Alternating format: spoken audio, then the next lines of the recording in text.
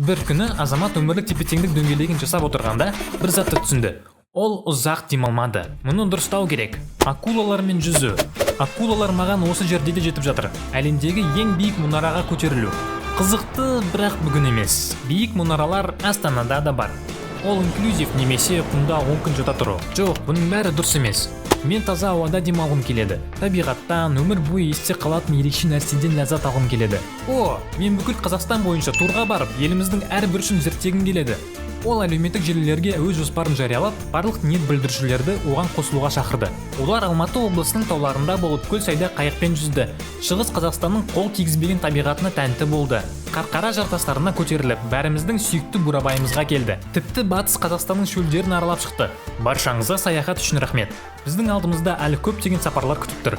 Өйткені біздің елімізде баруға тұрарлық орындар өте көп. Ал сіздің Қазақстандағы сүйікті туристік орныңыз қандай? Мынау бір түрлі екен. Ол жерде не істейсің? Ролик Қазақстанның туризм және спорт министрлігімен қаржыландырылмаған. Өкінішті.